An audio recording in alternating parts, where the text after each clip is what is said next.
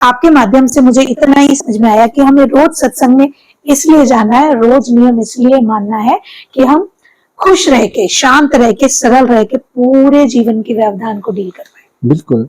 आप देखिए ना, सत्संगी होना या भक्त होने का मतलब ये नहीं है कि सिर्फ इसी कलर में अवेलेबल है। ऐसा नहीं। जैसे हर स्कूल की अपनी यूनिफॉर्म है, तो यूनिफॉर्म डिसाइड नहीं करती है कि कितना आप अच्छा पढ़ पाओगे।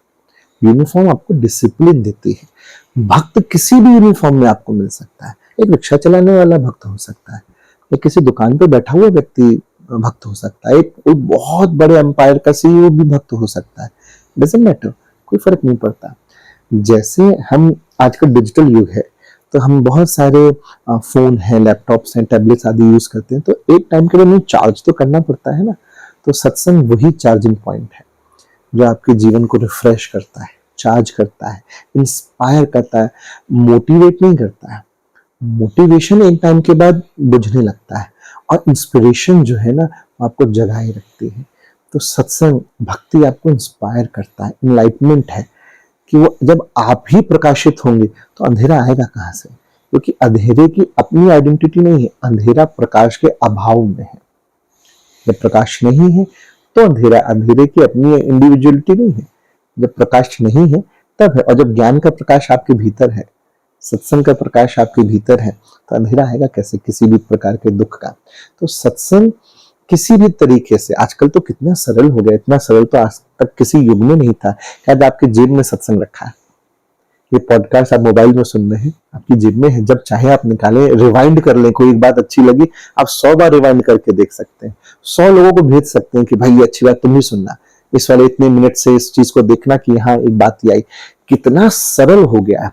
तो ये चीज आपको, जब आप बेहतर है, आप प्रोडक्टिव है, तो आप जिस क्षेत्र में जाएंगे बेहतर ही करेंगे, खराब हो ही नहीं सकता, क्योंकि आप बेहतर हैं। अगर आपके पास गुण है, आप गुणवान हैं, तो जिस क्षेत्र में जाएंगे बात बढ़िया ही कर। जैसे चीनी है, उसको जिस व्यंजन में आप डालेंगे मिठास ही पैदा करेगी। शहद जिस जगह डालेंगे वो अपना गुण तो देगी ही ना। उसी प्रकार से आपको डिसाइड करना है कि आपको जीवन में बनना क्या है। आपको एक स्ट्रेसफुल व्यक्ति बनना है, या हमको अपने मन को एक मंदिर बनाना है जहां उसको बिठा सके, या इसको कचरा घर बनाना है कि कोई भी आए और किसी भी तरह का कचरा हमारे मन में डाल के चला जाए। सत्संग में एक प्रसंग आता है हंसी में, कि हमारा हाल ऐसा है, जैसे दो लोग बाजार गए टीवी खरीदने, तो एक ने टीवी खरीदा, दूसरे ने रिमोट। तो चैनल कौन सा चलेगा? जिसके पास रिमोट है। हम लोग और नेक्स्ट लेवल हैं। हमने अपने टीवी में अपना रिमोट सामने रख रखा है, सब लोगों से दुनिया में कह रखा है कि आइए, आपको जो चैनल लगाना लगा के चले जाइए। तो कोई सुबह आया, उसने हंसी का चैनल लगाया, वो हंसा के चला गया।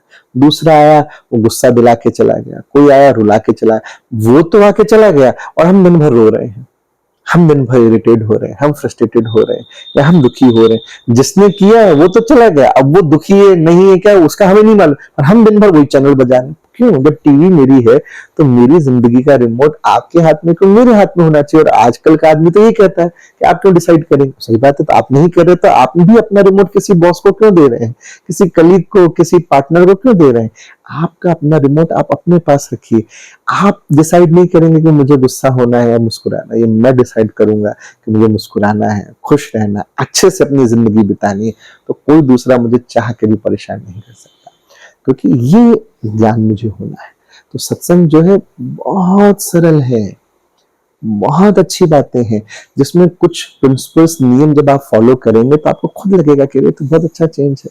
जैसे एक्सरसाइज है या योगा है, तो हमें लगता है कि बहुत कठिन है, लेकिन उसमें से कोई भी एक हैबिट आप अपने जीवन में ले लेते हैं तो इट्स वेरी, कैसे कहें उसको, बहुत सरल है, बहुत इजी है उसको इम्प्लीमेंट करना। वो जब तक नहीं किया है तब तक बहुत टफ लग रहा है कि कैसे होगा।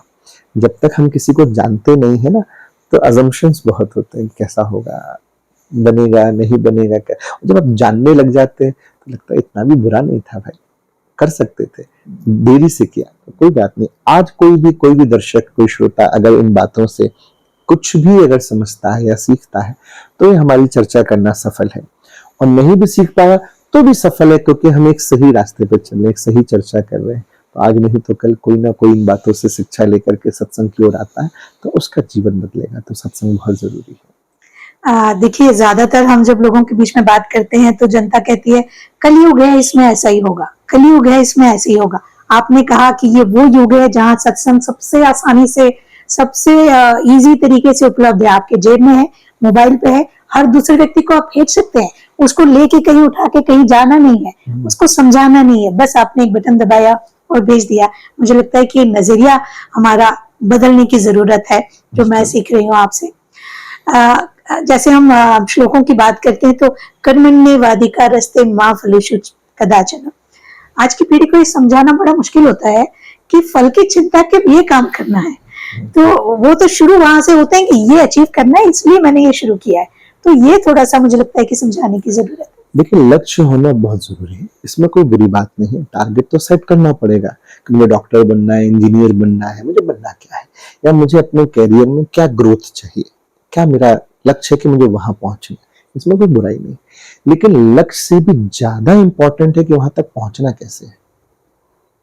एक स्ट्रेसफुल लाइफ के साथ मुझे वहां तक पहुंचना है या एक जॉयफुल वाली लाइफ के साथ। अंजाम से पहुंचने से भी जरूरी है ना, यात्रा भी तो एक मैटर करती है ना, कि यहां से मैं वहां तक पहुंच कैसे रहा हूं। मैं रोता हुआ गया, परेशान होके गया, दुखी होके गया, तो मैं क्या एंजॉय करूं वहां। और यात्रा अगर अपने आप में इतनी आनंदमय हो तो मुझे परिणाम की चिंता ही नहीं होगी। इसके लिए क्या किया जाए। तो आज के यंगस्टर्स की इसमें कमी नहीं है, या बात सिर्फ उनकी नहीं है, या किसी भी एक जेंडर की बात नहीं है। बात यह है कि हम वो सीखते हैं जो हम अपने घर में, अपने आस पड़ोस में देखते हैं। पहले के समय में ज्यादातर लोग इस तरह की लाइफस्टाइल जीते थे कि जिसमें उनके लिए किसी भी चीज से ज्यादा कीमती शांति होती थी। परिणाम उनके लिए इतना वैल्यूबल नहीं था। उनके लिए कोई पोस्ट, कोई एक अमाउंट, कोई फिगर, कोई पार्टनर, कोई व्यक्ति इतना इंपॉर्टेंट नहीं था। और जिससे ज्यादा घर में शांति होना, स्वास्थ्य होना, एक हेल्दी अंडरस्टैंडिंग एक दूसरे के साथ होना, वो ज्यादा उसकी वैल्यू थी। तो जब वो वैल्यू चेंज हो गई, क्योंकि व्यक्ति को लगने लगा कि इससे ज्यादा वैल्यू है कि पैसा होगा तो मैं सब कुछ कर पाऊंगा, वो पोजीशन होगी तो मैं ऐसा कर पाऊंगा। ये माया का एक गुण है। इल्यूजन क्या करता है, आपको भ्रमित करता है, लगता है। सत्संग में एक सब्जेक्ट आता है कि लगने और होने में फर्क होता है। लगना हम अज्यूम कर रहे हैं, होना इज फैक्ट। तो जब हम जानते नहीं है किसी चीज के बारे में तो हम अज्यूम करते हैं। और कैसे अज्यूम करते हैं, हेल्प कहां से होती है, एक दूसरे से। अब सभी ऑफिस में सभी अज्यूम कर रहे हैं और सभी सोच रहे हैं कि ये सैलरी इतनी होगी तो ही मजा आएगा, फलाने ब्रांड की गाड़ी होगी तो ही होगा, फलाने ब्रांड का कपड़ा होगा तो ही होगा, फलाने ब्रांड का फोन होगा तो ही सुख मिलेगा। क्योंकि उसको लग रहा है कि जो उसके ऊपर वाले हैं या उनके जो सीनियर्स हैं वो ये कर रहे हैं, वो उससे ज्यादा सुखी है। लेकिन हमारे सत्संग में कहते हैं कभी ऐसा करें कि जो आपके आइडल है, किसी के भी, आप में से किसी के भी लगता है कि फलाना व्यक्ति जो है वो जो कमा रहा है या जो उसकी लाइफस्टाइल है मैं वो चाहता हूं, तो कभी कोशिश करके, मेहनत करके उसका अपॉइंटमेंट लें और विदाउट कैमरा अकेले में बैठ के उससे बात करें कि भाई साहब मैं आपके जैसा बनना चाह रहा हूं, आपके जितने डिजिट में सैलरी है उतना मेरा टारगेट है, इतनी गाड़ी, ये बंगला, ये बिजनेस चाहिए, आप इसके बाद सुखी तो हैं। क्योंकि मैं आपके जैसे बनने के लिए अपना पूरी एनर्जी दे रहा हूं तो मैं सोच रहा हूं बहुत सुखी है, आप सुखी तो हैं। तो जब आप अकेले में उनके साथ बैठेंगे तो समझ में आएगा कि भाई मुझसे ज्यादा दुखी तो ये व्यक्ति बैठा हुआ है। तो एक कहावत है हमारे, एक सिद्धांत है कि नानक दुखिया सब संसार है, सारे के सारे दुखी बैठे हैं, पर देखने में लग रहा है क्योंकि सबने उनको ढका रखा है, छुपा रखा है, सोशल मीडिया का युग है। तो आप देखिए ना सभी के स्टेटस कैसे हैं, सभी देखने में कि अब बहुत बढ़िया है, सब अच्छा है, आज यहाँ घूमने जा रहे हैं, वो अमेरिका जा रहा है, वो लंदन जा रहा है, वो पेरिस जा रहा है, वो सिंगापुर जा रहा है, आज वो इस ट्रिप पे गया, वो पहाड़ों पे गया, वो रेगिस्तान में गया, वो जंगलों में गया। सब दूसरों को दिखाने में लगे और खुद अकेलेपन में जूझ रहे हैं। आज इतना वर्चुअल लाइफ में हम इन्वॉल्व हो गए हैं कि जब हम स्क्रॉल कर रहे हैं तो हमें यही नहीं मालूम है कि मुझे कंज्यूम क्या करना है। If you are using phone or Insta, Facebook, whatever, no problem.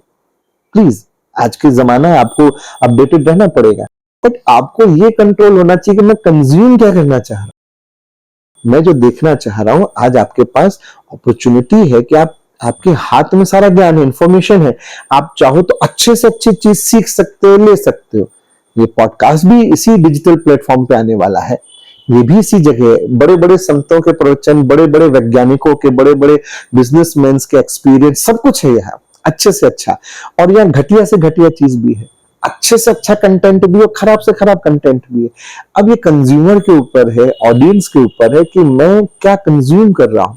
हमारी हैबिट में क्या, हम सिर्फ स्क्रॉल कर रहे हैं, जो आ रहा है सो सब खाते जा रहे हैं। लेना है तो नहीं लेना है, तो देखने वाला है नहीं देखना, सब इतना। आजकल का आदमी सो नहीं रहा है, वो बेहोश हो रहा है।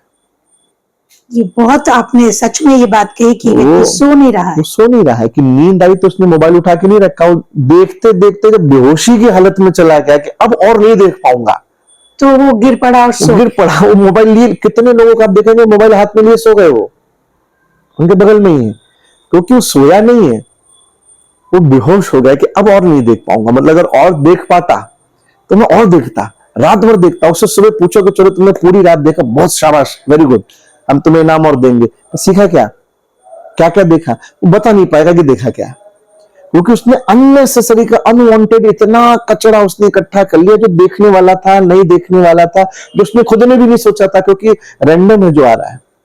उसकी जगह चलो आपको देखना, जरूर देखो, अब उसी को जरा प्रोडक्टिव कर ले कि भाई मैं ये चीजें देखूंगा, चलो मुझे हंसने की इंटरटेनिंग चीज है तो वो देखूंगा, उसके अलावा कचरा नहीं देखूंगा। तो समझ में आया क्या, मुस्कुराहट देख रहे हो, या मैं चलो अपनी पढ़ाई से रिलेटेड देखूंगा, या कोई मेरे को पर्टिकुलर सब्जेक्ट की मूवी देखनी है, या पर्टिकुलर चीज का मुझे देखना है, तो एटलीस्ट आपका टारगेट तो सेट है कि जो मैं कंज्यूम करने जा रहा हूं, मैं इस तरह का सब्जेक्ट कंज्यूम करने जा रहा हूं। अब क्या हो रहा है कि मेरा कोई सब्जेक्ट सेट नहीं है, जो आ रहा है मैं उसी में एंगेज हो गया, वो जो मुझे दिखाना चाह रहा है वो मैं देख रहा हूं। तो वही मेरी भाषा शैली हो रही, वही मेरे सोचने का तरीका हो रहा है। अगर मैंने रात भर जो देखा वो सब दुखी दुखी, क्योंकि उसका तो एक टूल है ना, एक एल्गोरिदम है। अगर आपने किसी एक सैड रील पे, एक सैड वीडियो पे ज्यादा टाइम दिखाया, तो अगले आने वाले सारे 100 के 100 वैसे ही होंगे, क्योंकि वो एल्गोरिदम सेट है, उसका एल्गोरिदम पता है उसको क्या करना है, आपको नहीं पता, आपको नहीं पता, तो आपका एल्गोरिदम भी दिमाग का वैसा बन गया। अब आप वैसे ही सोचने लगे कि मैं भी बड़ा, आपका ब्रेकअप नहीं हुआ है, आपका घाटा नहीं, फिर भी आप दुखी हो। मतलब रिमोट वाली बात कही, बिल्कुल, क्योंकि आपके जीवन में ऐसा हुआ नहीं, लेकिन आप फील वही कर रहे हो कि मैं क्यों दुखी, को क्या आप कंज्यूम वो कर रहे हो, आप देख ही हो रहे हो, तो आपको लग रहा है मैं बहुत अकेला हो गया हूं। तो जब आपके पास लोग हैं, आप उनसे बात नहीं कर रहे, इससे बात कर रहे हैं। तो मोबाइल की कहावत है ना, आप मोबाइल में जब किसी को फोन करते हैं तो घंटी जाती है, पर अपना ही नंबर डायल कीजिए तो क्या कहता है, इस रूट की सभी लाइनें व्यस्त। तो ऐसा ही है कि जो सोशल मीडिया वो दुनिया भर के लिए तो खुला है, आप सब जान पा रहे, लेकिन खुद को जानने की सभी लाइनें व्यस्त है। तो वो जो सभी लाइनें व्यस्त है, सत्संग उस लाइनों को खोलता है, बताता है कोई संत ये नहीं करा मत देखो, प्लीज देखो।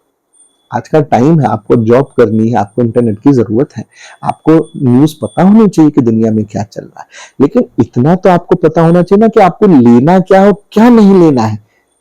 ये डिसीजन तो आपको लेना पड़ेगा ना, because end of the day it's your life, you have to decide करना क्या है, क्या नहीं करना है। दोनों चीजें मुझे पता होनी चाहिए कि ये मुझे करना है, ये तो मुझे नहीं करना है। तो आपका एटलीस्ट जो आप कंज्यूम कर रहे हो वो बेटर हो पाएगा, आपकी क्वालिटी बेटर हो पाएगी जो आप कंटेंट देख रहे हो। तो जब आप अच्छी चीजें सुनोगे, अच्छी चीजें देखोगे, तो उसका असर जो आपकी लाइफ में वो भी बेहतर होगा।